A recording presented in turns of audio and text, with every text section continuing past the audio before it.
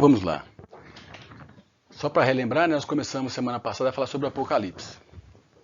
Eu vou recapitular rapidinho só para contextualizar e esquentar os motores. A gente viu que Apocalipse, a palavra significa revelação, a revelação de Jesus Cristo. E é um livro polêmico, né? A gente sabe que tem algumas maneiras diferentes de entender.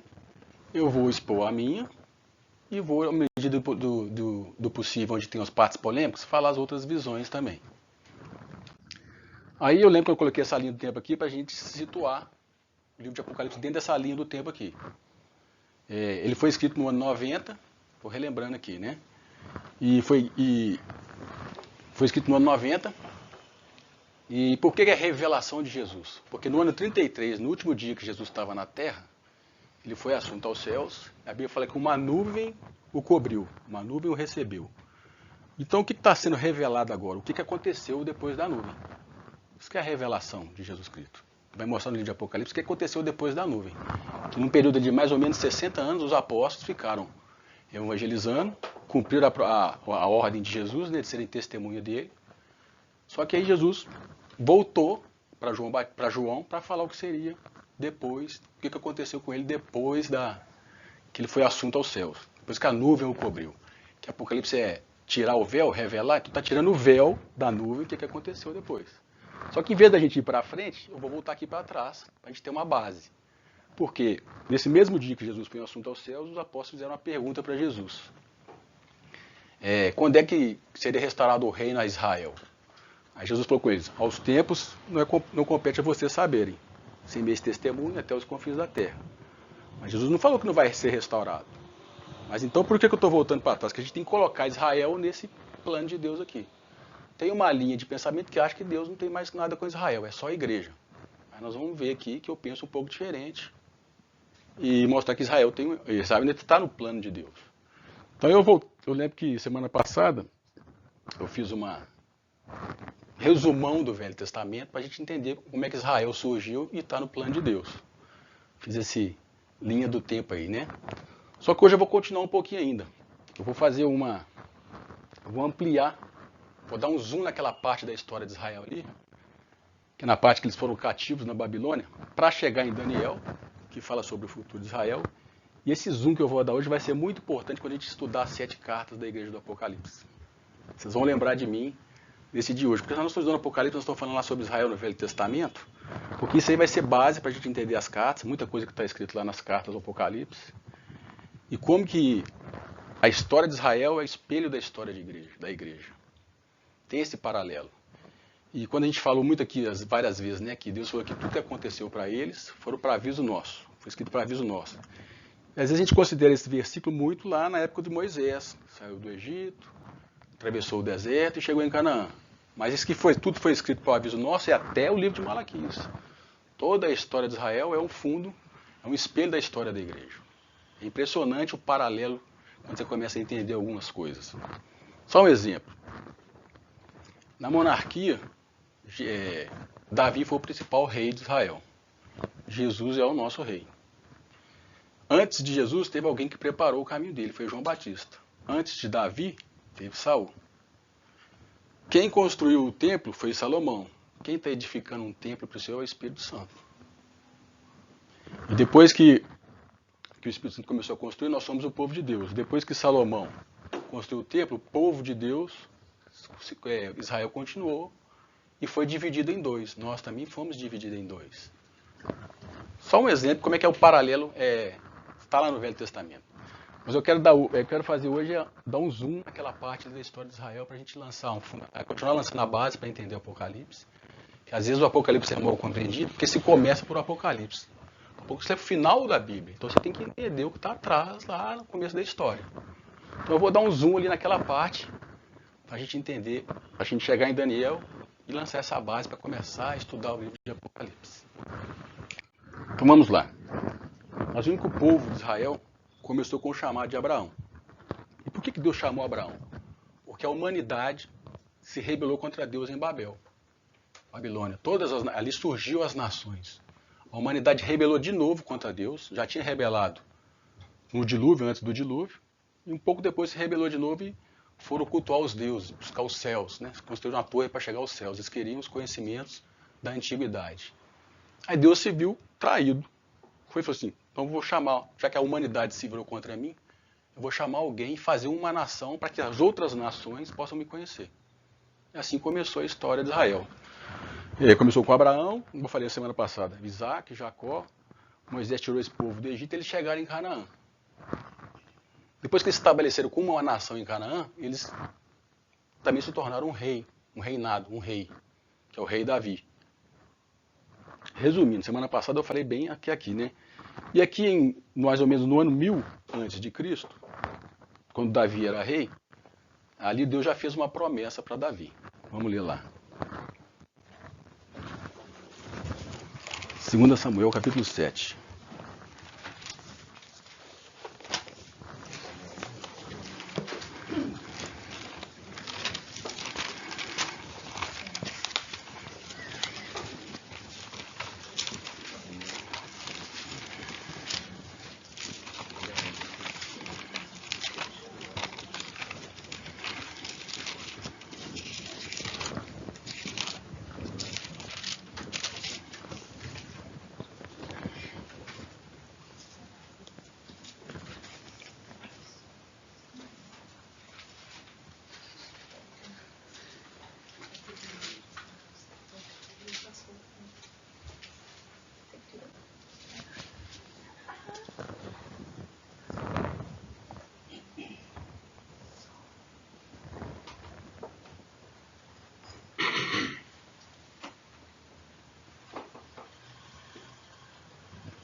No versículo 12.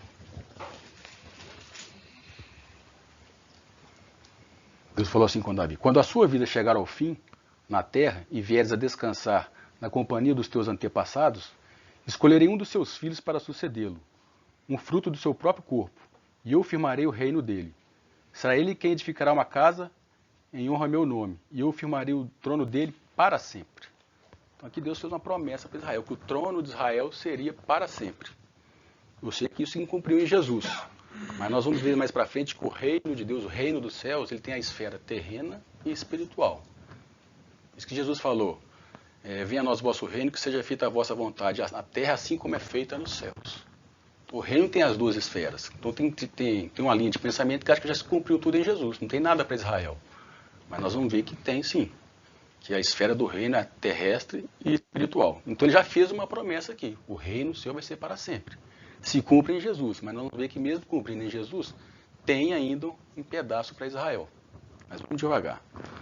Então aqui no ano 1000, no reinado de Davi, Deus fez essa promessa para Israel.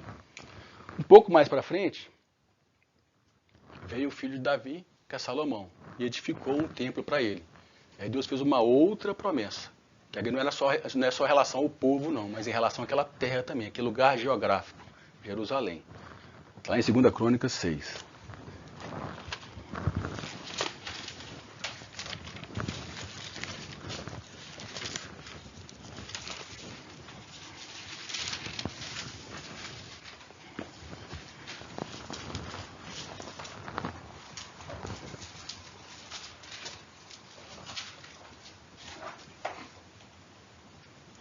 Segunda Crônicas 6:5. Desde o dia em que tirei o meu povo da terra do Egito, não escolhi cidade alguma, de todas as tribos de Israel, para nela edificar um templo para o meu nome. Nem escolhi homem algum para ser líder do meu povo Israel. Mas escolhi Jerusalém para que o meu nome permanecesse ali, e escolhi Davi para governar sobre o meu povo Israel. Então Deus fez um pacto com o povo e com aquela cidade ali. Todas aquelas terras que Josué conquistou, está escrito em Josué, Deus não escolheu nenhuma daquelas terras. Fala que escolheu Jerusalém para pôr o nome dele e escolheu Davi para ser o seu rei. Então Deus fez um pacto com o povo e também escolheu um lugar geográfico aqui na terra para colocar o seu nome. Então nós estamos falando do Velho Testamento. Depois nós vamos transportar isso para o Novo. Eu estou mostrando os pactos que Deus fez com ele para a gente depois entender quando chegar em Daniel. Só que depois de um tempo Salomão ficou velho e aqui o povo de Deus começou a se corromper. E vamos sempre lembrar que o povo de Deus do Velho Testamento era Israel e nós somos o povo de Deus do Novo Testamento, que tem um paralelo muito grande, que nas próximas reuniões nós vamos ver como que tem esse paralelo aí. Então vamos ver que Salomão então começou a se corromper depois da velhice. Foi um homem que edificou o templo para Deus, foi um homem que foi considerado um dos homens mais sábios da terra, mas acabou se corrompendo. E aqui no 2 Reis fala um pouquinho como é que foi essa corrupção dele.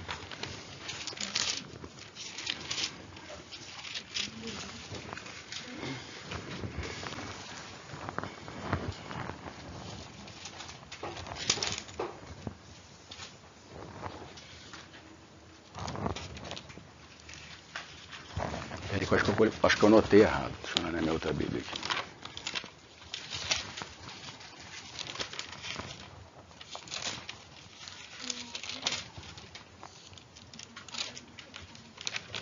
Ou é 1 Reis? É 1 Reis, gente. Eu anotei errado ali, não. Foi inimigo. Aí nem batalha espiritual aí, ó.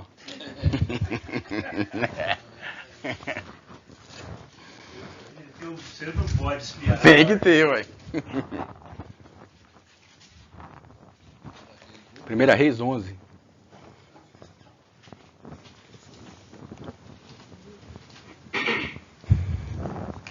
Além da filha de... não achou aí? 1 Reis 11. 11:1. Além da filha de Faraó, o rei Salomão amou muitas mulheres estrangeiras, moabitas, amonitas, edonitas, sidônias e etéias, todas pertencentes às nações às quais o Senhor ordenara expressamente aos filhos de Israel: vós não entrarei em contato com eles, e não entrarão em contato convosco, pois certamente, no dia que isso ocorrer, desviarão o vosso coração para seguir os seus deuses e divindades. Essas nações, esses deuses e divindades são originários lá de Babel. Tudo começou lá. Contudo, Salomão apaixonou-se por elas e as tomou por esposas. Ele teve 700 esposas, princesas e 300 concubinas. E as suas mulheres o levaram a afastar o seu coração do caminho de Deus. Até aí tá bom. Então aqui começou a corrupção e o desviar de Israel dos caminhos de Deus. Israel teve mais ou menos 80 anos de reinado, né? 40 de Davi e 40 de Salomão. Os 40 de Saul foi um pouco conturbado. Mas nos 120 anos de monarquia, Israel era uma nação independente. Estava lá cultuando a Deus, não era mais atacada era atacada ainda, mas não era servo de nenhuma nação. Era independente. Deus tinha estabelecido ali o seu testemunho através de Israel. De todas as nações, tinha uma nação que testemunhava o Deus de Abraão, de Isaac e Jacó, o Deus criador dos céus e da terra. Então as nações do Velho Testamento, do mundo antigo, conheciam o Deus através de Israel. Mas aqui começou a se perverter o caminho de Israel, assim como aconteceu com Israel do Novo Testamento. Mas isso é para as cartas do Apocalipse. E depois que Salomão morreu, aí houve uma guerra civil em Israel. Roboão é o filho de Salomão, e entrou em conflito com Jeroboão e eles se dividiram. Não queriam ficar mais sob o mesmo reinado. Aí Israel se dividiu em dois, o povo de Deus se dividiu em dois. Israel ficou sendo as tribos do norte, 10 tribos, e no sul ficou sendo Judá, onde estava o templo e onde estava Jerusalém. Isso também faz diferença. Então no sul ficou a tribo de Benjamim, de Judá, e no norte ficou 10 tribos. Ficou a tribo de Israel e a tribo de Judá. É isso que está escrito nos livros de Reis e Crônicas, como eu falei semana passada. E Israel tem um rei famoso, que nós vamos falar dele mais para frente, Acabe, casou com Jezabel. Acabe fazia parte do reino de Israel, do reino do norte. Ele casou com Jezabel, aí surgiu Elias para poder confrontá-lo. E isso é tão grave, para a gente ter uma ideia, imagina hoje, vamos trazer para o Jesus, um pastor casar com uma satanista. E a igreja ser liderada por uma satanista. É isso que aconteceu nessa época aqui. Então eu estou falando isso aqui porque nós vamos precisar desse assunto lá, as 7 cartas. Vou falar com mais detalhe, né? Então o reino de Israel se corrompeu. Aí no ano 721, a Síria, que era um império das vizinhanças de Israel, foi lá e conquistou o reino do norte. Eles ficaram escravos da Síria e aquelas 10 tribos já não eram mais o povo de Deus. Ficaram escravos lá. Aí só ficou como representante do povo de Deus aquelas 2 tribos lá, a tribo do sul e a tribo de Judá. E aí o povo de Israel, o povo de Judá agora, que o povo de Deus era só o Reino do Sul, começou também a se corromper. Por isso que você vê lá nos livros de reis, sempre fala assim, tal rei fez era mal perante os olhos do Senhor. No livro de reis, você vai todos os reis tendo começa assim o reinado dele. E aí Deus levantou profetas nessa época agora para falar com a tribo de Judá. A tribo de norte já era escrava. O povo de Deus agora só tinha uma parte que o testemunhava. Guarda essa história que vai ser a mesma coisa que vai acontecer lá no Novo Testamento, nos dias, nesses 2000 anos da história da igreja. Então Deus levantou um profeta, Jeremias, e fez uma promessa aqui, uma profecia para o povo de Judá, as duas tribos que ainda testemunhavam a Deus, onde estava o templo e Jerusalém. Vamos lá em Jeremias 25, 8.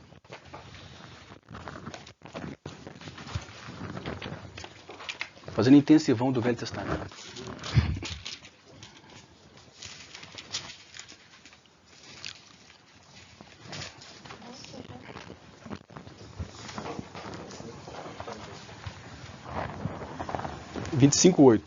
Jeremias 25:8. Portanto, assim afirma o Senhor dos Exércitos. Espero, hein? Vendo que eu uso a Bíblia no celular, não sabe usar a Bíblia. Tá brincando, Cris. Pior que não, né? Mas eu espero. 25:8.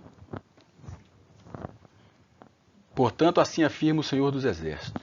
Visto que não destes ouvido às minhas palavras, chamarei todos os povos do norte, como também Nabucodonosor, rei da Babilônia, meu servo, e o trarei sobre esta terra, sobre os seus moradores e sobre todas essas nações em redor.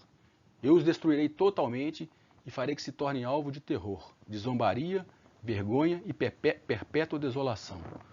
Farei cessar dentre eles a voz da exaltação, de júbilo e grande alegria, a voz do noivo e a voz da noiva, o som do moinho e a luz do candeeiro. Toda esta terra, terra de Israel, se transformará em um monte de entulho e tristeza. E estas nações servirão ao rei da Babilônia por um período de 70 anos. Então Deus fez uma promessa aqui, que essa tribo aqui do sul, Judá, ia ser escravo da Babilônia há 70 anos. Por quê? Porque não deram ouvido a Israel. Mas antes de chegar esse período, não, aí foi cumprido. Aí chegou no ano de 606, Nabucodonosor conquistou o império da Síria. Então ele conquistou o reino do norte, que já era escravo da Síria, e também conquistou o império do sul, Israel. Só que ainda não começou o que foi prometido através de Jeremias, não. A Bíblia fala que ele cercou Israel durante 20 anos. Isso também tem um significado. Ele não chegou a invadir Israel, ele cercou. Vamos ler aqui em 2 Crônicas 36:5.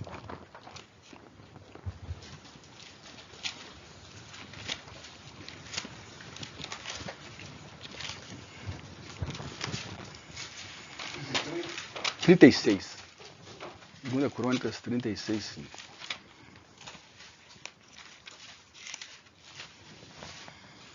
Segunda Crônicas qual? 36:5.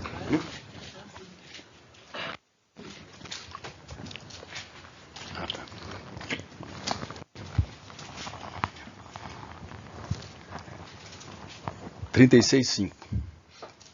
Jeoaquim tinha 25 anos quando começou a governar e reinou 11 anos em Jerusalém. Ele fez o que é mal diante do Senhor de Deus.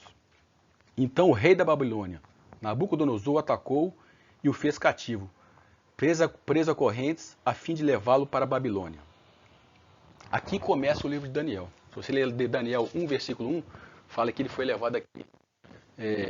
Nada de Jeoaquim. Então, por que eu estou falando isso? Nabucodonosor ele chegou e sitiou Jerusalém. Ele não chegou invadindo. Ele chegava, atacava Jerusalém e levava alguns tesouros e algumas pessoas cativas para a Babilônia. E um desses foi Daniel, esse primeiro ataque dele. Mas continuou tendo reinado lá em Israel, sobre o domínio da Babilônia.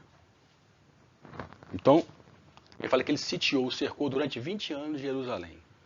Faz lembrar aquele versículo que fala que o diabo anda em derredor, procurando alguém que possa tragar. Então, durante 20 anos ele foi cercando ali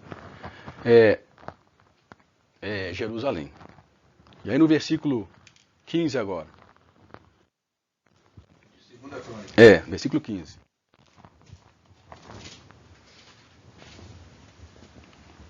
Contudo, o Senhor Deus dos seus antepassados falou-lhes de muitas maneiras. Está falando aqui de Judá, da tribo do sul. insistindo em adverti-los por meio dos seus mensageiros. Deus manda mensageiros, profetas. Porquanto na sua compaixão desejava poupar o seu povo e o lugar que escolhera, para a habitação do seu nome.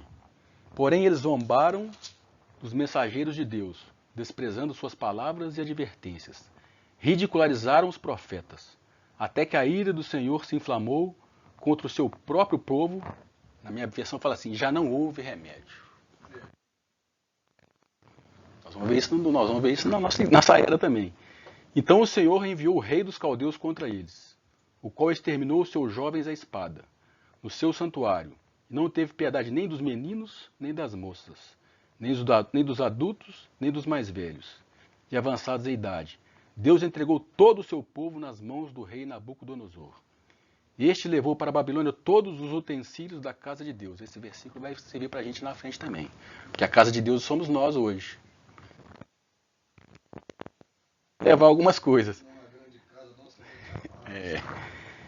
E este levou para a Babilônia todos os utensílios da casa de Deus, o templo de Deus, tanto pequenos como grandes objetos, com todos os tesouros do templo do Senhor, inclusive os que pertenciam ao rei e seus oficiais. Também incendiaram o templo de Deus, derrubaram os muros de Jerusalém, queimaram todos os seus palácios e destruíram todos os seus objetos de valor que haviam neles. Deus foi e julgou o seu povo. Não tinha mais agora testemunho de Deus na terra. Deus não tinha mais uma nação. A nação de Deus agora era escrava da Babilônia. E nós vamos ver isso em Ezequiel 5. Eu tinha que ler esse versículo depois. Eu tinha que ler esse texto aqui depois, mas não tem problema não. Antes de acontecer isso aqui, Deus levantou Ezequiel também. Como eu falei, na primeira investida de Nabucodonosor, ele levou Daniel e mais alguns. Na segunda, ele levou Ezequiel. Aí Deus levantou profetas mesmo antes deles serem cativos na Babilônia. Ele levantou Isaías, levantou Daniel, e levantou Jeremias, e levantou Ezequiel também. E Ezequiel vai falar uma coisa interessante aqui para nós. Ezequiel 5. Marca o Crônicas aí. O Crônicas. É. Tá lá.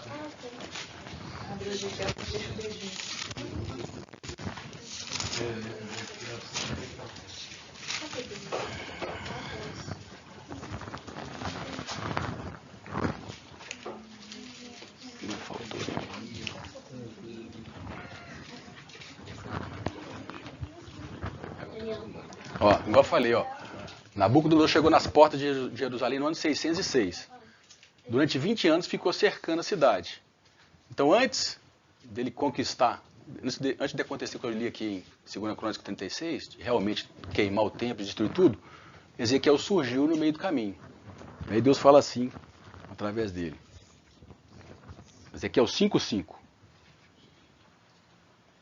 Assim diz o Senhor dos Exércitos: eis que esta é Jerusalém, e eu a coloquei no meio dos povos, com todas as nações à sua volta. Foi o que eu falei, Deus colocou Jerusalém para ser testemunho de todas as nações que surgiram em Babel. Um testemunho. Entretanto, em sua malignidade, ela se rebelou contra as minhas leis e ordenanças, e virou as costas aos meus decretos, muito mais do que os outros povos, e todas as nações pagãs ao seu redor. Deus fala que Jerusalém era pior que as outras nações. Por isso que fala que se há trevas que forem em ti, com trevas serão. Se a luz que há em ti, Jesus fala, forem trevas, com trevas serão. Falando no linguajar popular, um crente desviado é pior que um mundano. Ele dá muito mais mau testemunho. Aos olhos de Deus é mais grave. Israel, no finalzinho do 6, Israel rejeitou os meus juízos e preferiu não agir de acordo com os meus preceitos. Portanto, assim diz o Senhor Deus: tu tens sido muito mais rebelde do que as nações pagãs ao seu redor. Não tens andado segundo os meus estatutos, nem guardado os meus decretos, mas tens imitado as nações que te rodeiam e procedido de acordo com os padrões de comportamento dos pagãos. Nós vamos ver que aconteceu a mesma coisa na história da igreja. E acontece hoje também.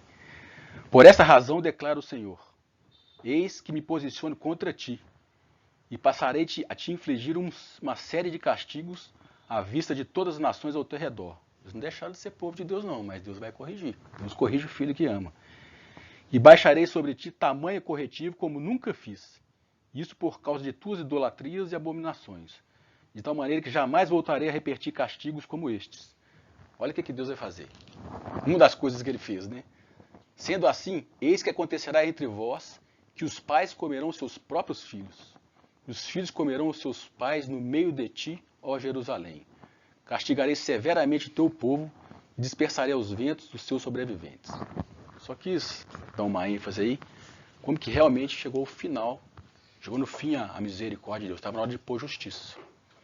Deus se irou contra eles mesmo, por causa de todos esses, de 1000 até 500, mais de quase 400 anos de rebeldia contra Deus. Deus deu tempo. Então eu estou lendo isso tudo aqui para quando a gente chegar nas cartas da igreja, nós vamos ver o que aconteceu parecido. Mas o meu objetivo é chegar em Daniel, mas você vê que é muito semelhante ao que aconteceu na história da igreja. Você viu que Nabucodonosor primeiro cerca a cidade de Deus durante 20 anos, e depois invade, queima e destrói o templo, os muros de Jerusalém e as ruas. Isso tudo nós vamos ver mais para frente. Só me recorda aqui, com relação à Síria. A Síria E também tem a Babilônia. A Babilônia conquistou a Síria. Um império que dominou o outro. E quem estava na Síria foi no barco junto. Israel Então primeiro foi a Síria. conquistou Israel, os reinos do norte. Aí depois Nabucodonosor começou. Aí pegou Foi o império. E depois o. Jerusalém, as tribos do sul. Aí antes era só uma parte do povo de Deus que era escravo. Agora todo o povo de Deus agora é escravo. Deus já não tinha mais testemunho. E nós vamos ler uma parte do versículo 10 de Ezequiel. Eu sei que é um outro estudo só para a gente ver o que aconteceu realmente com o povo de Israel. No capítulo 10.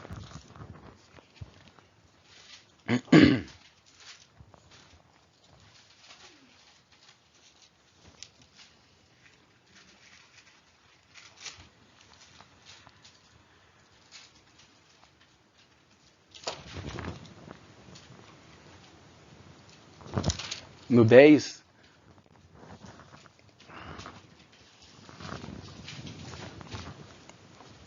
versículo 4, mas eu vou explicar o que é. Ezequiel viu anjos, querubins, que se colocaram sobre o templo.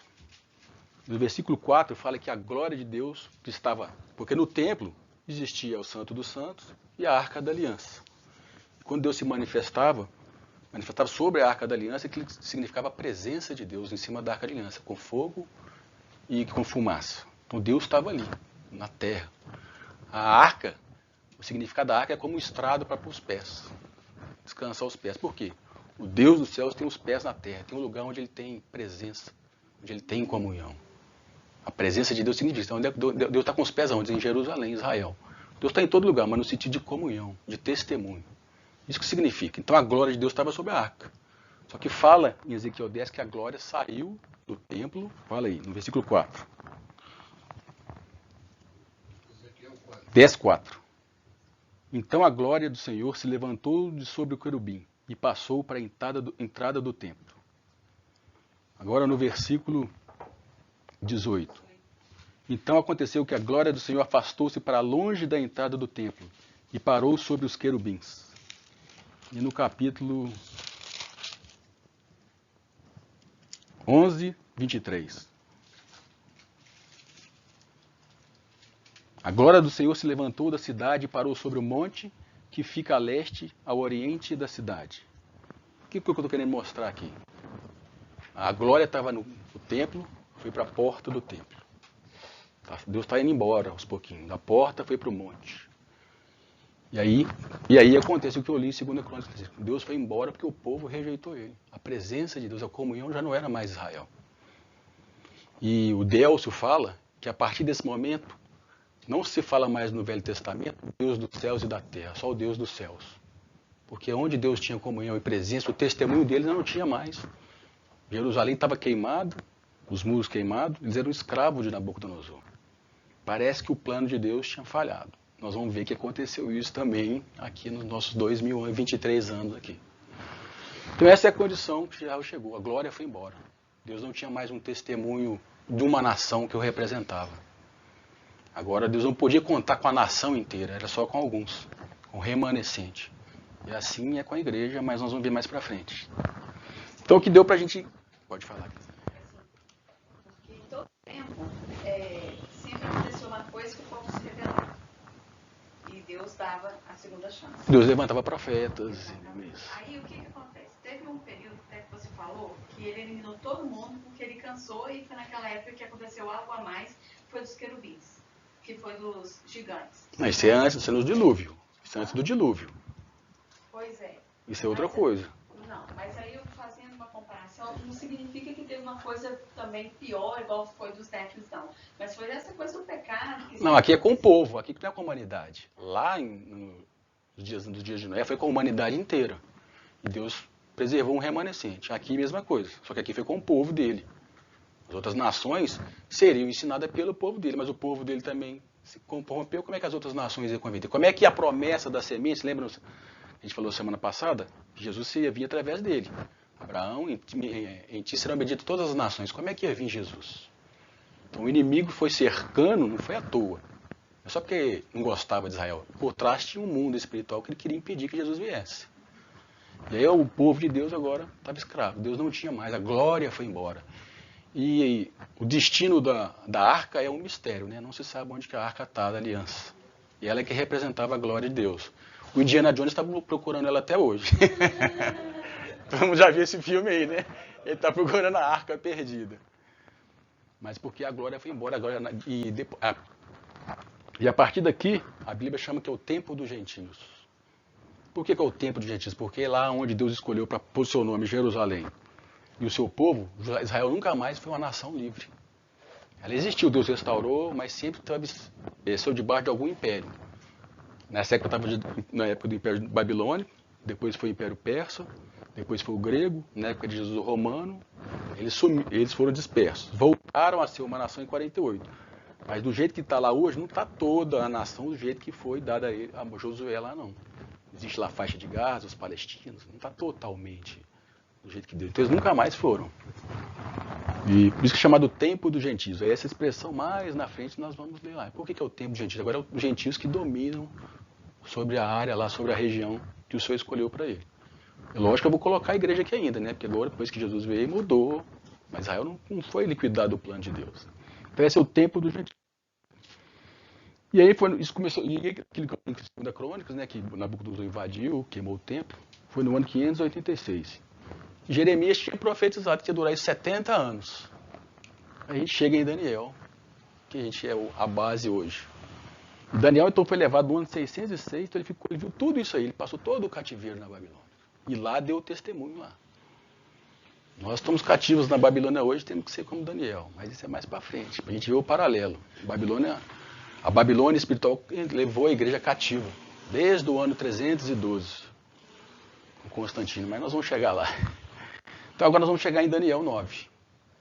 Deus tinha promessa para Israel, para a cidade, e falou que esse castigo de Deus, essa disciplina ia durar 70 anos. E Daniel chegou lá e viu isso. Aí ele indagou Deus. Vamos ler em Daniel 9. Versículo 1. Versículo 1. Hoje você está acordado aí, tu?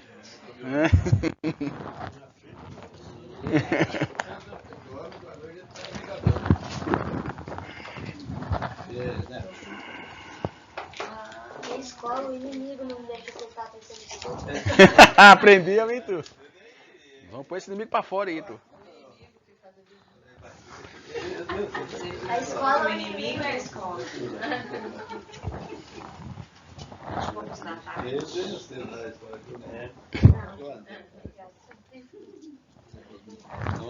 não. 9:1. Nós vimos que Daniel foi levado para a Babilônia no Império da Nabucodonosor, o Império Babilônico.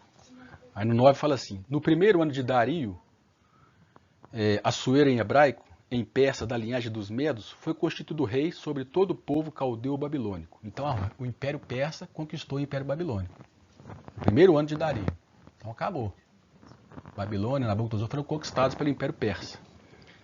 Versículo 2. No primeiro ano do seu governo real, eu, Daniel, compreendi mediante a leitura atenta das Sagradas Escrituras, de acordo com a palavra do Senhor, concedida ao profeta Jeremias, que a desolação de Jerusalém ia durar 70 anos. Daniel falou assim, ué, se ia durar 70 anos e acabou, o que vai ser do povo agora? Aí ele começa a orar. Aí ele fala no versículo 3, então voltei o meu rosto ao Eterno, ao Senhor, a fim de buscá-lo mediante orações e súplicas em jejum, vestido de luto, de panos de saco e coberto de cinza. Então eu não vou ler a oração. Então ele foi orar por quê? Mas se acabou 70 anos o cativeiro, ele foi interceder pelo povo. A restauração de Israel começou com Daniel. A gente estudou aqui a restauração de Esdras, Neemias, mas começou com Daniel, com a intercessão dele. Ele se importou com o povo de Deus e com o plano de Deus. Mas a gente não tem que ter esse sentimento que a gente vê a igreja do jeito que está. Nós temos mesmo que combater as heresias, as falsas doutrinas, mas temos que lembrar que é o povo de Deus e nossos irmãos e temos que interceder por eles. Não só ficar jogando pedra. Tem que saber o meio termo. Tem que combater a heresia sim, mas não nos colocar superior. Vamos orar. Oh, Deus e esse povo aqui. E nosso povo, é meu povo, é o povo de Daniel. A igreja lá, eu sou igreja aqui. Tá cheio, tá tudo errado mesmo, mas tem que colocar nessa posição de Daniel. Daniel intercedeu e orou. Aí eu não vou ler a oração, não vou pular aqui para o versículo 16. Só uma parte da oração dele. Agora, ó Senhor, de acordo com as tuas justas realizações, afasta de Jerusalém, da tua cidade, do teu santo monte, a tua ira devastadora. Nós lemos lá o que foi. E toda a sua indignação.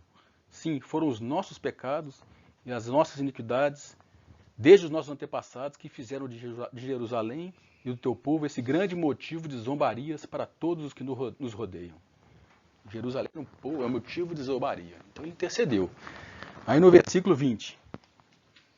Falava eu ainda em oração e súplicas, confessando o meu pecado e o pecado do meu povo de Israel, colocando as minhas petições diante do Senhor, em favor do Monte Santo de Deus.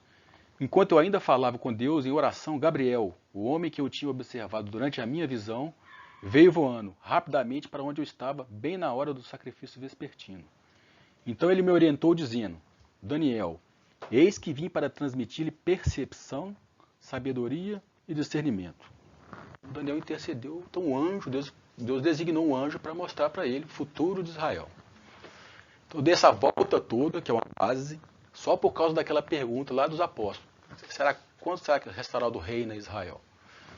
Só que nós estamos aqui no passado ainda. Deus vai agora determinar o destino de Israel, dessa nação que deu as costas para ele, que ele teve que pegar pesado com ela, que parecia que não ia ter mais Israel nenhuma. Tinha acabado o testemunho, a glória tinha ido embora, mas Deus tinha ainda um plano para com ela. Então o anjo vai revelar a Daniel o destino de Israel. O anjo Gabriel. Então vamos ler a partir do versículo 24.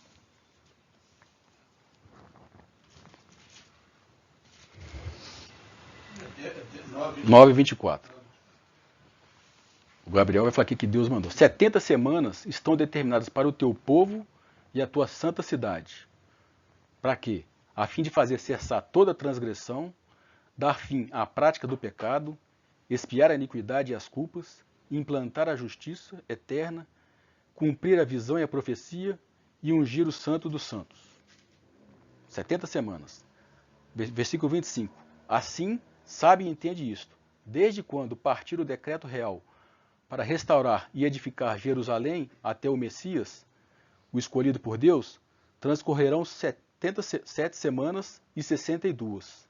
Então a cidade será reconstruída com ruas, praças, muros e trincheiras, mas em tempos árduos e hostis. Decorrido as 62 semanas, o ungido passará pela morte, e portanto será tirado da cidade.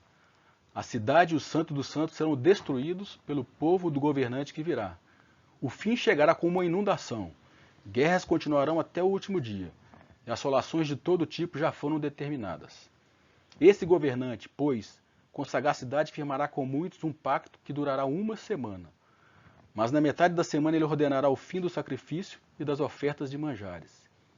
E em uma das principais alas do templo será colocado o sacrilégio terrível, a grande abominação, até a consumação, o fim que já está decretado para alcançar e exterminar o assolador. Então vamos devagarinho para decifrar aí esses 3 versículos. Sei que já foi muito estudado, mas é bom a gente relembrar aí. Deus falou que 70 semanas estão determinadas sobre o seu povo. Só que no contexto aqui de Israel, depois pode ler em Levítico 25, essas semanas não é semanas de dias, semanas de anos.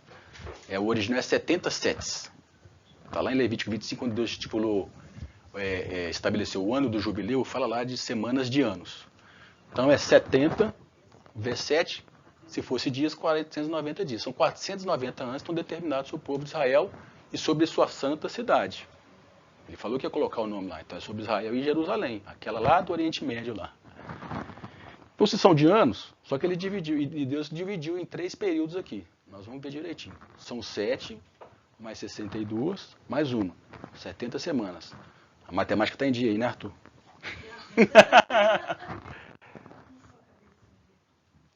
Então, se são semanas, 7 vezes 7, 49 semanas, 49 anos. 62 semanas, 62 vezes 7, 434 anos. Mais uma semana, 7 anos, 490 anos. Deu para entender? Deu? Não? Bom, é porque é semanas de anos. 7 semanas. 7 vezes 7 anos, 49 anos. 62 semanas de anos, 434 anos. Entendeu, Alice? Tá assim, né? É porque para mim já está automático, mas às vezes perguntar, pode, não tem problema não tem pressa não. É semanas de anos. Se fosse dias, 490 dias. É só mudar dias por anos. 7 vezes 7, 62 vezes 7 e 1 vezes 7. Matemática. Então Deus falou que é 490 anos sobre o povo de Israel, dividido em 3 períodos.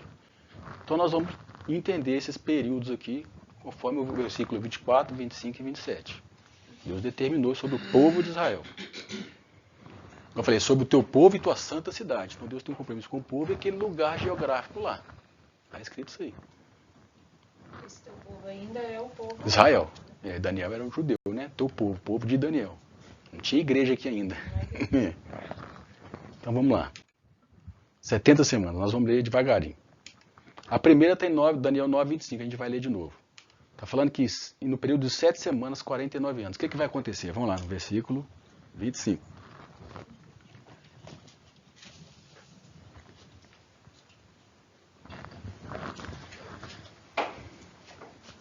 Daniel 9, 25.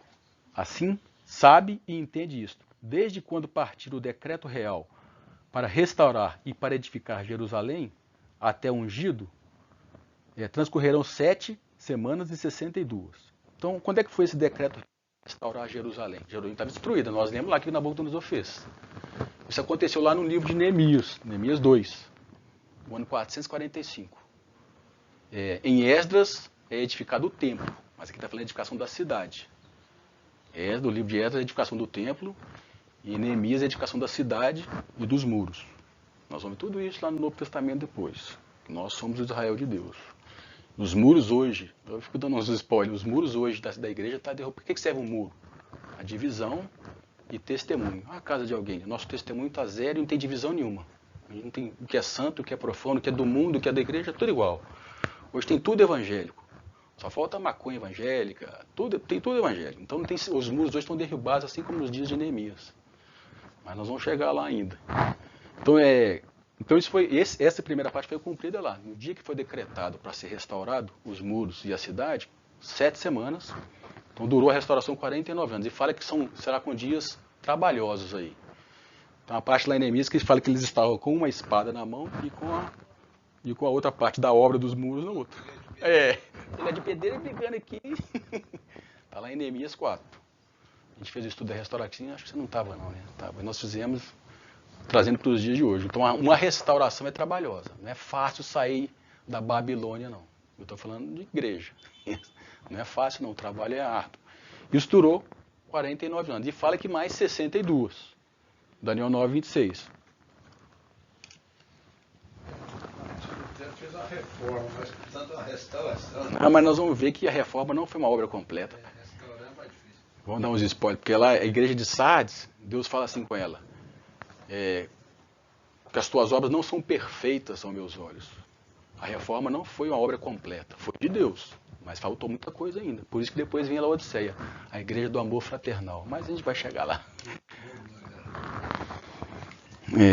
Daniel 9, 26. Decorridas 62 semanas, o ungido, ou o Messias, o Cristo, será tirado da cidade. A cidade e os santos dos santos serão destruídos pelo povo do governante que virá. Então, depois de mais 62 semanas, 434 anos, o ungido será cortado. Jesus foi crucificado, foi rejeitado pelo povo dele. Então nós vamos ver esses detalhes, o que é esse ungido ser cortado, o Messias, ser rejeitado pelo povo dele. Vamos lá em Mateus 23, 34. Porque quando é que termina esse 434 anos, né? Foi quando Jesus nasceu, quando Jesus morreu, não foi quando ele entrou em Jerusalém e foi aclamado como rei. Em cima do jumentinho.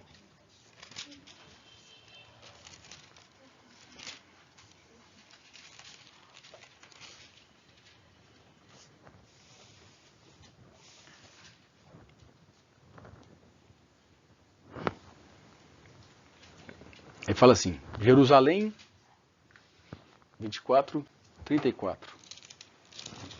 23, 34. Assim, por isso eis que eu vos envio profetas, sábios e mestres. A uns assassinareis e crucificareis, e outros açoitareis nas vossas sinagogas e perseguireis de cidade em cidade. E dessa maneira sobre vós recairá todo o sangue justo derramado na terra, desde o sangue do justo Abel, até o sangue de Zacarias, filho de Baraquias, a quem matastes entre o santuário e o altar. Com toda certeza vos asseguro que tudo isso ocorrerá a esta geração. Aí Jesus fala assim, ó Jerusalém, Jerusalém, que assassina os profetas e apredejas os que te são enviados. Quantas vezes eu quis reunir os teus filhos, como a galinha acolhe os seus pintos debaixo das suas asas, mas vós não aceitastes. Eis que a vossa casa ficará abandonada, pois eu vos declaro que a partir de agora de modo algum me vereis, até que venhais, bendito é o que vem em nome do Senhor. Então aqui quando nós vamos ver aqui que Jerusalém crucificou, o povo de Deus crucificou Jesus, né? Jesus fez essa promessa. Sua casa vai ficar desolada, igual ficou daquela vez. Só vão me ver novamente o dia que vocês reconhecer, bendito que vem em nome do Senhor. O dia que reconhecer Jesus novamente. Então aqui o ungido foi cortado. Nós vamos ver aqui mais para frente. No 27 e 17, o ungido foi cortado aqui, ó. Qual? Mateus 27 e 17. Tu. Espera, o quê? 27 e 17.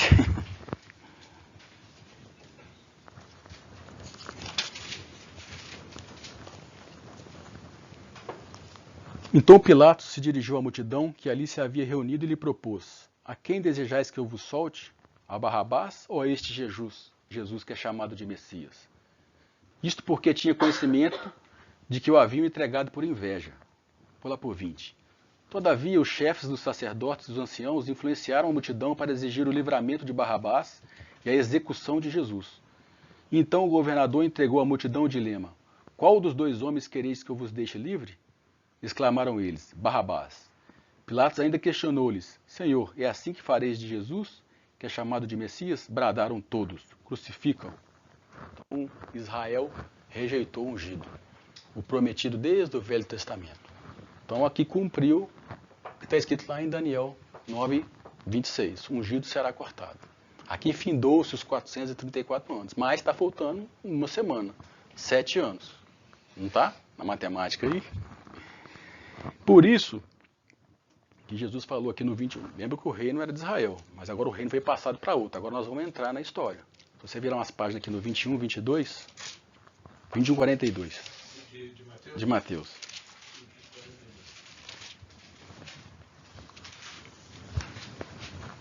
Vinte e um, 42? Isso.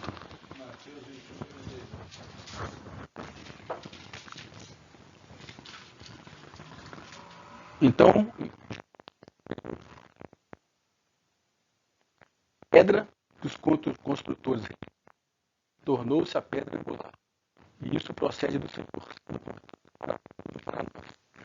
Por isso eu vos declaro que o reino de Deus será tirado de vós, para ser entregue a um povo que produz frutos dignos do reino.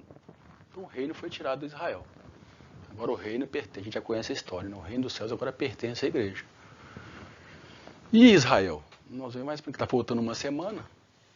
Não está faltando uma semana. Deus falou que é 490 anos para lidar com eles. Só que agora eles foram rejeitados, porque eles rejeitaram a Jesus. Deus os rejeitou e entregou o reino para nós.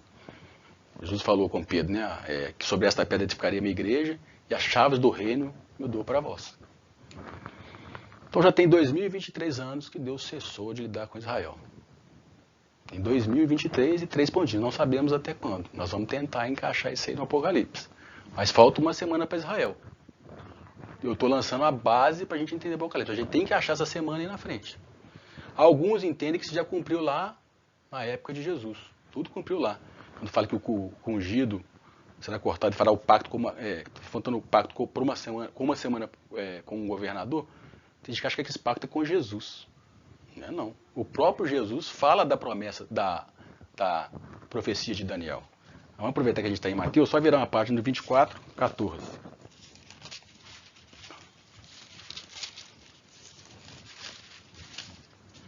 Jesus leu Daniel. É o texto que Jesus está explicando. Eles perguntaram sobre o fim, Jesus está explicando para ele. É no 24:14. Este evangelho do reino será pregado em todo o mundo como testemunho a todas as nações. E então virá o fim. Quando é que vai vir o fim? No versículo 15.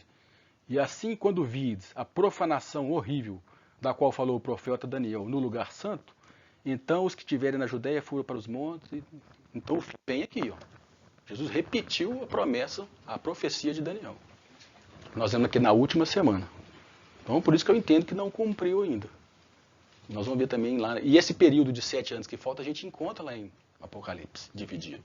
Mas nós estamos devagar, nós estamos na base aqui. Só que então agora nós vamos entrar na era da igreja. Agora nós vamos entrar em Apocalipse. Do Apocalipse apareceu no nosso estudo de Apocalipse, que até agora não tinha aparecido.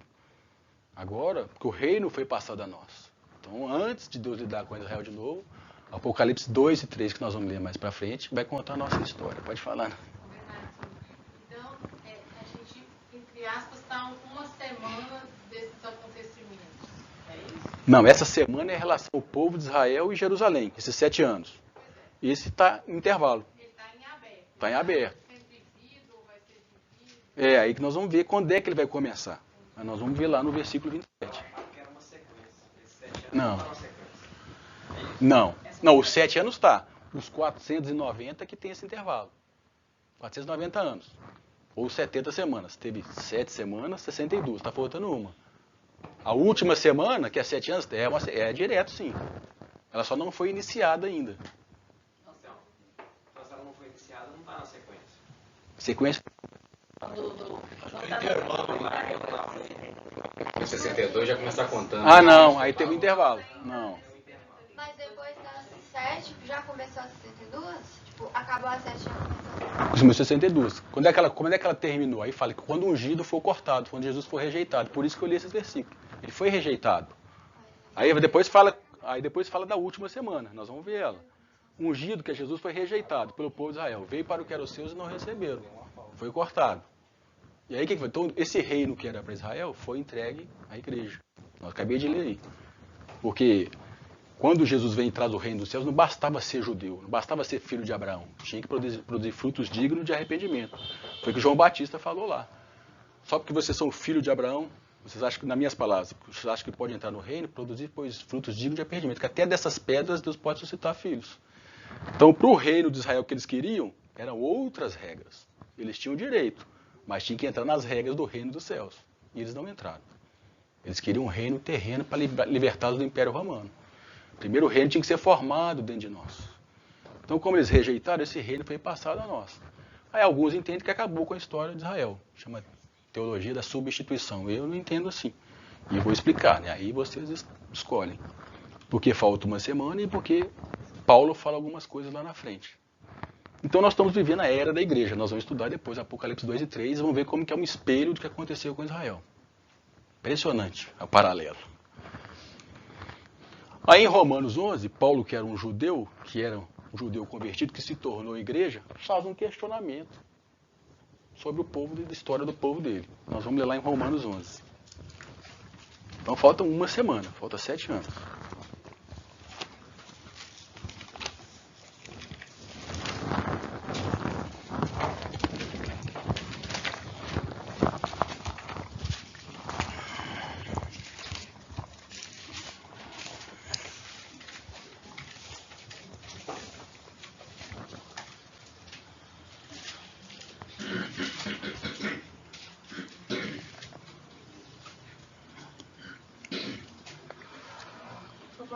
Qual? 11:1. Achou aí, Tuzão? Achei. Paulo fala assim: indago, portanto, acaso Deus rejeitou o seu povo? De forma nenhuma. Ora, eu mesmo sou israelita, descendente de Abraão, da tribo de Benjamim. Deus não desprezou o seu povo, o qual de antemão conheceu. O povo de Israel, isso que a gente leu a história aí do Velho Testamento. Ou não sabeis o que a Escritura diz sobre Elias? Como ele clamou a Deus contra Israel, segundo afirma a Escritura. Senhor, assassinaram os teus profetas e destruíram os teus altares. E somente eu permaneci, e agora procuram matar-me. Entretanto, que lhe declarou a resposta divina? Reservei para mim 7.000 homens, que não dobraram os joelhos diante de Baal. Então, Paulo está fazendo um paralelo. Que assim como naquela época os profetas se viraram contra Deus, Deus reservou um remanescente junto com Elias. Então ele vai falar aqui no restante do texto que ainda resta um remanescente de Israel também. Começou fazendo uma comparação com a época de Elias. Versículo 5. Assim, pois, em nossos dias, há igualmente um remanescente separado pela eleição da graça. Porquanto, se é pela graça, já não é mais pelas obras. Caso fosse, a graça deixaria de ser graça. Que conclusão chegar? Israel não conseguiu a bênção pela qual tanto buscava, mas os eleitos a receberam. Os demais foram endurecidos, como está escrito. Deus lhe deu um espírito de entorpecimento, olhos para não enxergar e ouvidos para não escutar, até o presente dia. Por que Deus fez isso? Porque eles rejeitaram Deus. O povo de Israel, você está falando. É, o povo de Israel, é. Porque fica parecendo, Deus que então eles não têm culpa, foi Deus que fez. Não, isso é uma consequência deles terem rejeitado a Deus. A pior coisa que Deus pode fazer com o ser humano é entregar a ele mesmo. Quando Deus tem misericórdia, ele não me deixa comigo mesmo. Se ele me entregar a mim mesmo, a humanidade ela mesma, isso é o inferno. Então aqui Deus entregou eles mesmo.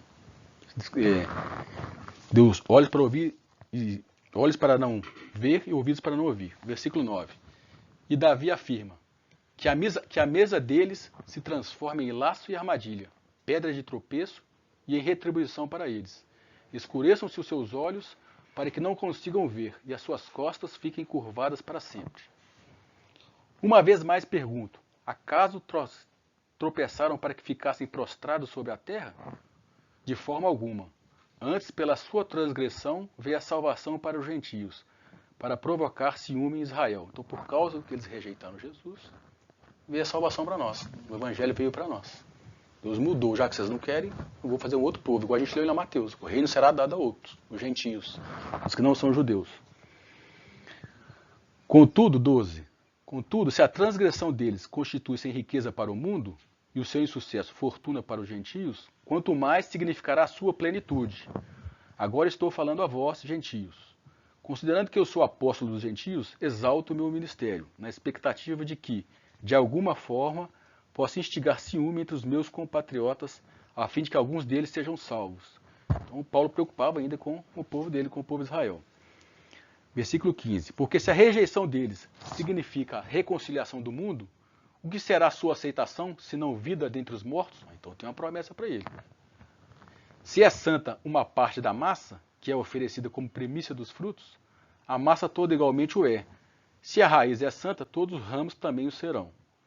E se algum dos ramos foram podados, então está falando de Israel, foi podado, e tu, sendo oliveira brava, foste enxertado entre outros, nós fomos enxertados no plano de Deus, no reino.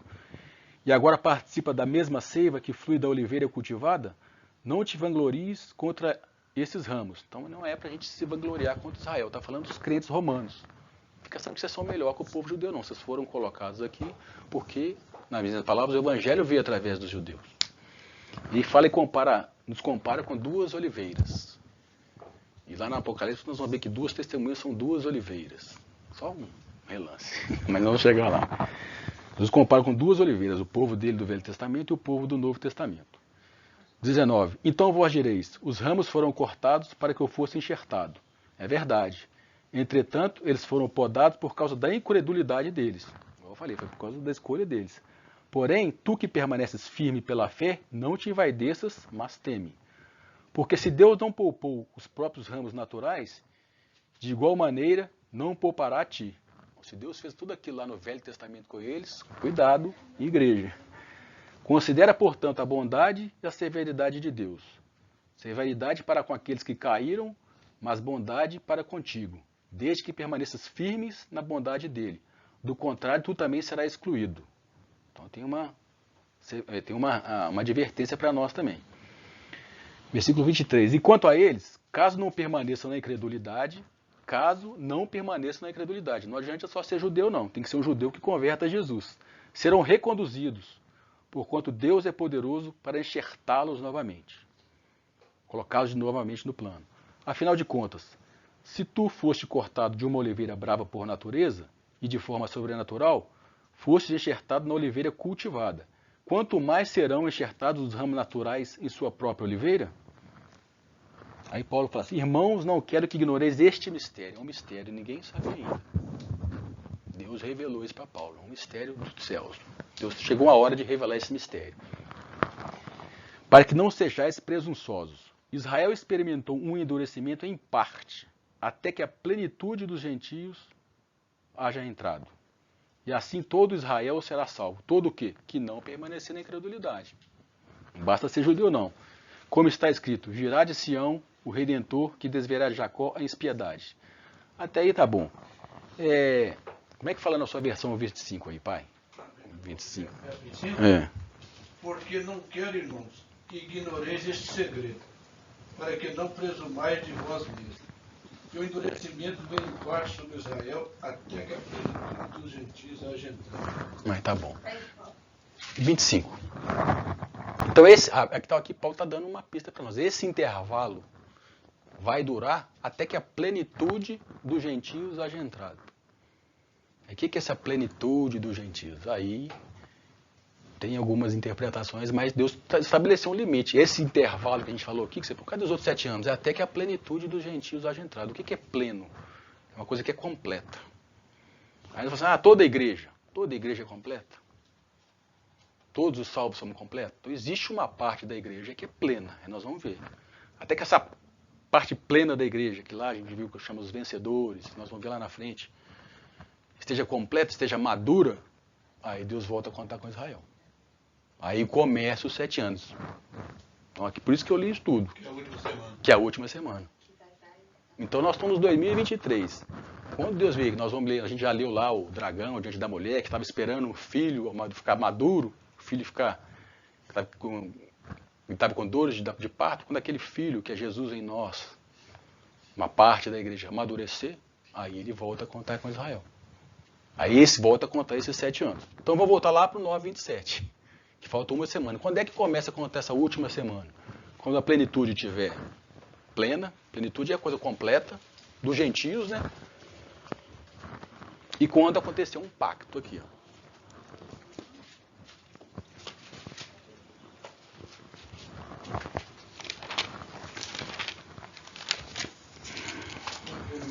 Pode, pai, a minha é diferente.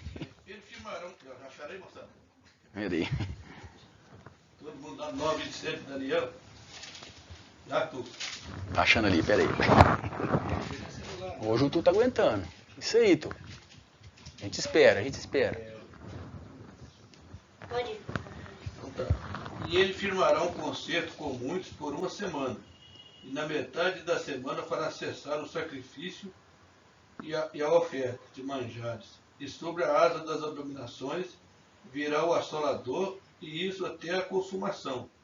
E o que está determinado será derramado sobre o assolador.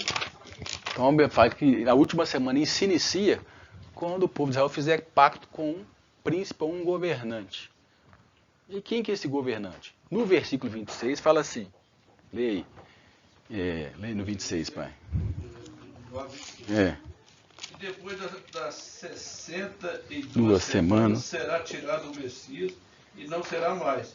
E o povo do príncipe que há de vir destruirá a cidade e o santuário. E o seu fim será como uma inundação, que até o fim haverá guerra e então determinadas assolações. Isso. Então, esse governante do 27 é esse príncipe aí, que é do povo que há de vir. O povo que há de vir, que destruiu o templo e a santa cidade, foi o povo romano, no ano 70. Então, aí uns entendem que esse governante que Israel vai fazer um pacto vem do Império, do antigo Império Romano, vem dos europeus. Mas mais para frente a gente entra em detalhes, né? Isso é uma pista, né? Por que vem da Europa? Então, a gente foi lá com a Felipe, a gente foi na floresta em 1992 lá, quando a comunidade europeia, 1992 a gente foi lá no estudo na floresta, porque a comunidade europeia ia lançar o euro, né? Então, nossa, a comunidade europeia vai juntar, então vai estar perto da profecia cumprir. Então tem essa linha de entendimento que acha que o anticristo vem de lá. Mas não vamos entrar agora não, mais pra frente a gente fala disso. Mas quando é que inicia então a última semana? Quando Israel fizer um pacto com alguém, com um governante. Por isso que Israel ter voltado a ser uma nação em 1948 é muito importante. Porque é muito fácil para nós ver a história pronta. Imagina os irmãos que qual aprendi isso aqui no século XIX, tipo Peber, ele nem imaginava, não existia Israel. Existia o Império Turco Otomano lá, os árabes lá, não existia nada. E ele falando lá, então, de alguma maneira Israel deve voltar a existir. Os irmãos do século XIX que eu gosto de ler. É impressionante a fé deles e a distinção, porque é fácil a gente ver lá, em 1948 Israel está lá. E é uma nação próspera, vive cercada de inimigo, mas está lá. Então nós da geração do século XXI, do 2023, não estou falando que é rápido, mas nós temos condições para poder começar a se cumprir a última semana. Porque se não existisse Israel, não tinha como cumprir. Ué. E o fato de Israel voltou por quê? Coincidência? Não, porque Deus falou que ainda não rejeitou o povo que um dia salvou. Então esses 7 anos aqui nós temos que achar lá no Apocalipse. Uma semana, indica o príncipe que há de vir. E Jesus falou uma coisa interessante em João, sobre esse príncipe que há de vir. Não falou com essas palavras, mas falou uma coisa interessante aqui. João 5, 42. João 5, 42. Já tinha aberto aí, pai? Eu abri, está lá em cima.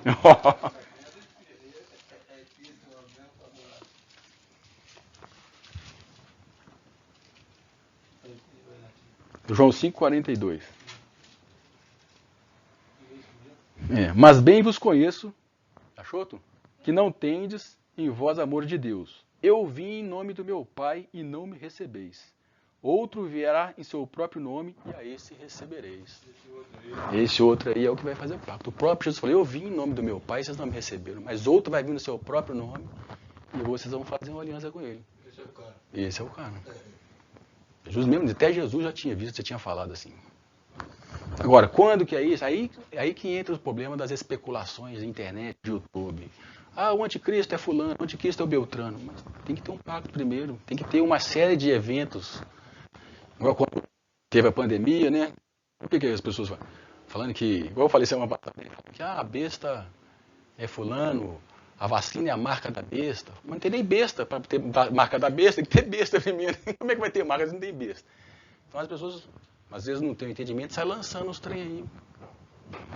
Mas o importante é entender, nós estamos nesse período aqui, a plenitude do gente, a plenitude está sendo formada. E um dia, aí, mas vamos mais para frente, alguns sinais. Então é esse período que fala que na metade vai que o governante vai quebrar o pacto na metade de 7 anos, vai quebrar essa aliança, vai fazer uma aliança, nós vamos fazer um pacto. Nós vamos fazer um pacto, mas imagina Israel. Israel fez um pacto com a ONU até 2030. 23 para 30, 7 anos. Entendeu? Acho que vai ser mais ou menos assim. E na metade desse pacto, uma aliança, vai ser quebrada. Depois nós vamos ler os detalhes. É só para a gente entender que tem um período de 7 anos, nós temos que encaixar lá na frente da nossa linha do tempo. Agora nós vamos estudar aqui. Se a gente não entender Israel, a Apocalipse fica bagunçado mesmo. Aí começa a viajar e não entender esse período de 7 anos que a gente chama de grande tribulação. Renato, a gente observa na imprensa, principalmente agora que a internet está sendo muito difundida, um monte de previsões, né? Um monte de explicações, isso já está previsto acontecer, porque o final dos tempos está chegando e tal. Aí quando você faz um estudo assim, minucioso, assim, bem elaborado, que para nós aqui, que tem alguma familiaridade com a Bíblia, para nós tem que ter muita coisa aí, muita surpresa, né? Porque está muito bem elaborado. A minha pergunta é a seguinte: vai acontecer que Jesus vai voltar e o pessoal não vai saber. Pessoal, os cristãos ou o mundo? Todo mundo, principalmente nós cristãos. Porque, veja bem, quem tem um entendimento desse quase que cronologicamente perfeito?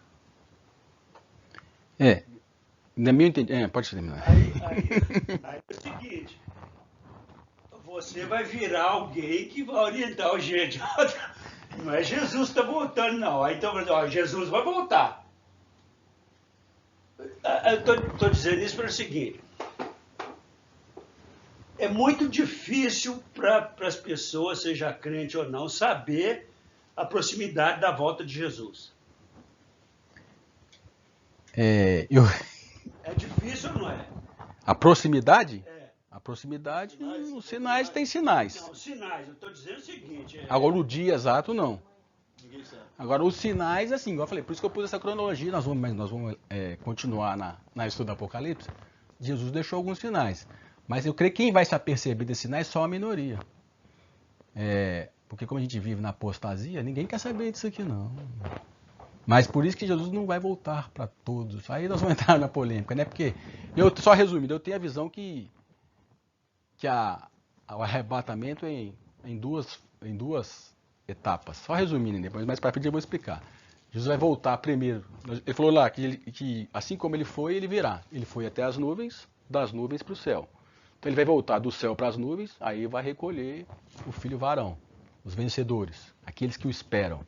E um remanescente vai ficar aqui nos 7 anos. Eu estou resumindo, mas nós estamos para frente. Então essa grande maioria não vai perceber, não. Como nos dias de Noé. Comiam, bebiam e davam esse casamento e não viram quando Noé entrou na arca. E o interessante é que Noé ficou 7 dias na arca até o dilúvio vier. Não parece? Deu umas coincidências de 7 dias. E aí o dilúvio veio. Nós não estamos falando de salvação. Agora a gente estudou aqui o assunto do reino. Para reinar, não é qualquer um, não. Salvo você é. Para ter a herança, tem que ser maduro. Tem que ser digno da herança. Esaú e Rubem perderam a herança. A gente estudou aqui. Mas continuaram sendo filhos. Agora a herança eles perderam. Então o povo de Deus se divide em dois. Agora a grande maioria não vai perceber isso, não. Estará como nos dias de Noé. Estará ocupado. A gente leu em Lucas aqui, né?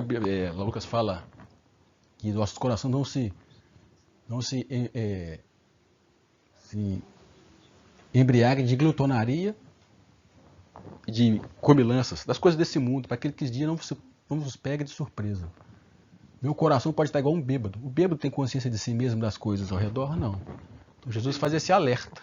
Deixa eu ler um versículo que de repente pode ir guardando para ele também. Está lá em 1 Tessalonicenses 5, 4. Pera aí, pai. Acho que eu sei qual que é. 1 Tessalonicenses 5, 4. Eu mandei um pouquinho aí. Quem sabe está em quadro aqui no net. Aí, ó. Oi. As duas testemunhas, elas ficam depois da primeira volta, né? Mas eu vou falar na frente. Elas ficam ali naqueles períodos de 7 anos. Mas eu vou chegar lá.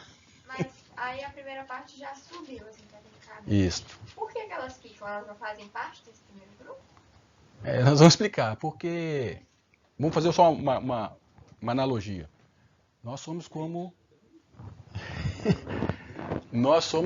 uma plantação de Deus, uma lavoura de Deus. Né? Deus lançou a semente, o trigo, né? A palavra de Deus na semente.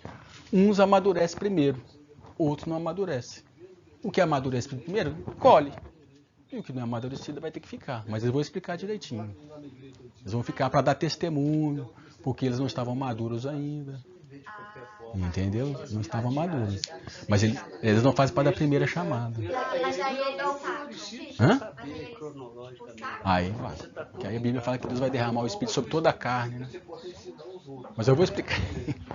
Vai lá, pai. Vamos ler lá então? Não, pode ir, pai. Vamos lá, tua lista aí, 5, 4. Aí, ó, 1 Tessalonicenses 5,4. 1 Tessalonicenses 5, 4. 1 Tessalonicenses 5, 4. Mas vós, irmãos, já não estáis em trevas, para que aquele dia vos surpreenda como um ladrão. Porque todos vós sois filhos da luz. Tomara que seja, né? Filhos do dia. Filhos da luz e filhos do dia. Nós não somos da noite, nem das trevas, nem durmamos, pois. como os demais, mas vigiemos, sejamos sóbrios. Porque os que dormem de noite. Quem quer dormir, mas dorme de noite. Mas não está, essa noite aí é uma noite de entendimento, né? E os que se embebedam de noite, né? O pessoal da noite aí, né? Então enche o coração de glutonaria. Mas nós que somos do dia, nós aí, tomara que sejamos sóbrios, vestidos da couraça da fé e da caridade, tendo por capacete a esperança da oração. Então, assim, o importante é que nós estejamos em comunhão, sejamos do dia, né? Aí esses não vão ser pegos de surpresa. Mas, pode ir. Tá, mas eu entendo aí que nós não andamos em trevas, mas é no sentido do relacionamento com Deus. É verdade. Comunhão. Tá? Comunhão. Não é ficar especulando aí. Não. Se você tiver uma vida de comunhão diária com Deus, você está relacionado com Ele, o Espírito Santo está vendo essa comunicação, você está sabendo com toda certeza, Deus está te revelando como você deve andar e a segurança que você tem também, entendeu? Eu estou falando pelo seguinte, que é difícil esse estudo. Eu sei que é. Não é fácil isso não. Não. Mas só que eu penso, igual eu já falei aqui algumas vezes, com as pessoas, igual eu falei na escola dominical. Qual foi a última vez que vocês escutaram uma pregação sobre a volta de Jesus? Não tem mais. As pessoas abandonaram isso. A nossa esperança é encontrar com o noivo. E se a gente não voltar a falar, como é que a próxima geração vai saber? Eu não aprendi isso aqui sozinho, porque alguém atrás de mim estudou. Muita gente estudou. E graças a Deus eu tive o privilégio de ter encontrado, escutado e acessado esses livros. Então se a gente não começar a falar, eu gosto de fazer um exemplo. Se o Lutero não tivesse vindo, a gente estava comprando indulgência até hoje. Então, assim, é difícil mesmo. Aí as pessoas ficam assim, é difícil, tem faz interpretação e não estuda. Mas as coisas estão acontecendo. Eu gosto de lembrar da pandemia. A pandemia sacudiu todo mundo, que interrompeu a rotina de todo mundo, sem exceção. E aí surgiu as especulações. Por isso que tem que ter aqueles que a gente está tentando ser os mensageiros. Nós vamos ver nas cartas do Apocalipse que Deus fala ao anjo da igreja tal. Um anjo é um mensageiro. Assim como João Batista foi esse que envia o mensageiro, meu mensageiro, que a gente seja esses mensageiros. É uma corrente de uma geração para outra até chegar essa época aí. Eu sou doido para viver essa época, né? Viver aquilo que eu estudei, né? Mas talvez eu não seja, mas... Renato, deixa eu só te fazer uma pergunta dentro de aqui. Se não der para você responder agora, você vai responder depois. A volta de Jesus, ela entra nessa última semana ou ela vem depois dessa última semana? Tá, não, eu só vou resumir, mas depois, se você continuar vindo, eu vou explicar meu raciocínio. Porque eu entendo o arrebatamento e a volta de Jesus, dois momentos separados. O arrebatamento é a colheita, a volta é para todo mundo, no final dos 7 anos. Que eu vou terminar o que eu estou falando. Então eu entendo que uma parte vai ser colhida antes, essa plenitude dos gentios, né, por causa dela que Jerusalém começa a última semana. Então quando tiver pleno, uma parte dos gentios que é plena, completa, madura, aí nós vamos ver em outros versículos que Deus colhe primeiro. E uma parte fica, aí ele vem das nuvens, pisa no Monte das Oliveiras lá e volta. Então a volta de Jesus é no final dos 7 anos e o arrebatamento que a gente conhece no início, mas eu vou explicar depois. Eu sei que não é todo mundo que entende assim. Eu estou falando agora de volta e vinda. Eu vi que a vinda é todo dia. Vem quando que eram seus, os seus não recebem. Jesus vem todo dia, Brasil. Agora você não aceita a vinda e fica querendo esperar a volta. Aí eu nem vi a volta. Você nem viu a relação. A vinda é todo dia. Vem quando são seus. Nós somos. Mas os seus não recebem.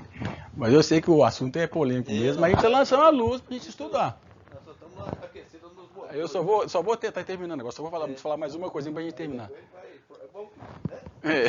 A gente não sabe o dia do início aqui do 7 não. A gente sabe que é o dia que fizer um pacto, o dia que a plenitude estiver pronta. Mas o final dos 7 anos, eu acho que a gente pode traçar o final, quando é que é. Por que eu vou colocar a 7ª trombeta? Fala que as 70 semanas é sobre o povo e a santa cidade. Para quê? Está lá em Daniel 9:4. Para encerrar a transgressão, selar os pecados, cobrir a iniquidade. Esses 490 anos de Israel é para isso. Estabelecer a justiça eterna, então está falando depois que Jesus voltar. Jesus não estabeleceu a justiça eterna ainda. Senão, enquanto a gente acha que Jesus está reinando. Né? Se ele está reinando, ele é um péssimo rei. Ele já é rei, mas não está reinando. Ele vai vir como rei. Por que ele não está reinando? Porque ele escolheu uma noiva para reinar com ele. Ele está preparando a noiva para reinar, mas já é rei. Ele já tem direito de assumir a hora que quiser. Está esperando nós ficar... Porque assim você fala corpo. Então fala que esses 490 é para estabelecer a justiça eterna, selar a visão e a profecia, não tem mais profecia mais não, e ungir o santo dos santos. É para isso que serve esses 490 anos sobre Israel. E se a gente ler lá a sétima trombeta, eu sei que eu estou adiantando, nós vamos chegar lá, só para ver que é meio parecido quando toca a sétima trombeta. Vamos ler lá só para a gente encerrar o de hoje. 11.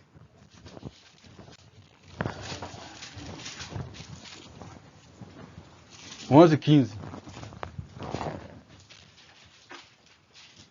Nós vamos chegar ainda lá, viu? Só para fazer esse paralelo. Nós estamos no capítulo 1 do Apocalipse ainda. Apocalipse 11, 15.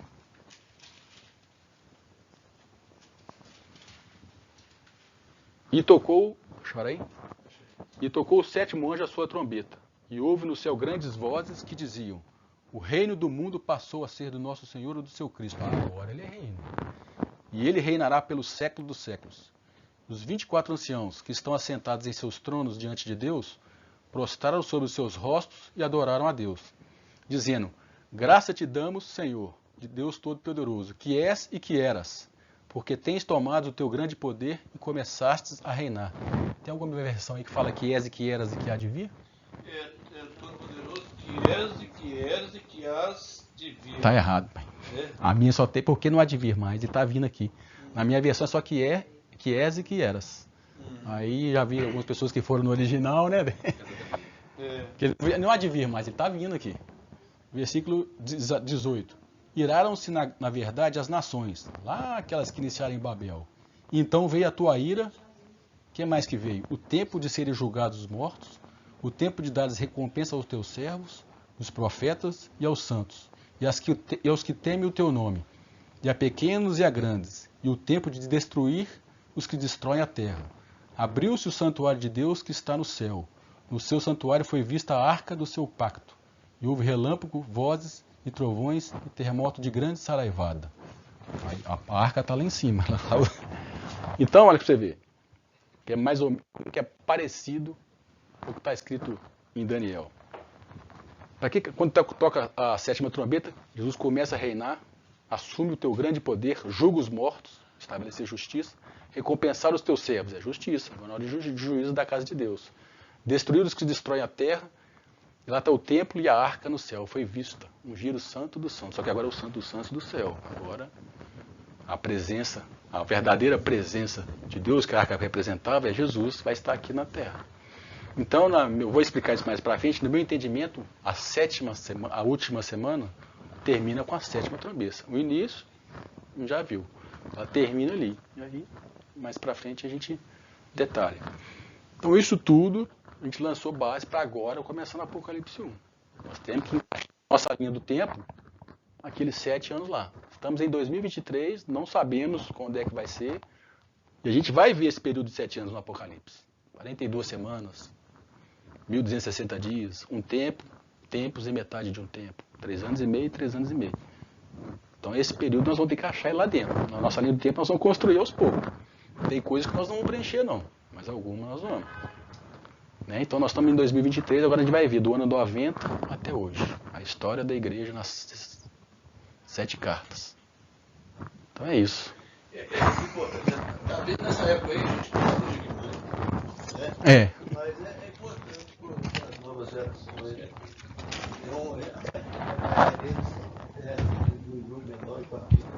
Eles possam mesmo testemunhar isso. A gente está aqui, né? Mas nós não deixamos legal.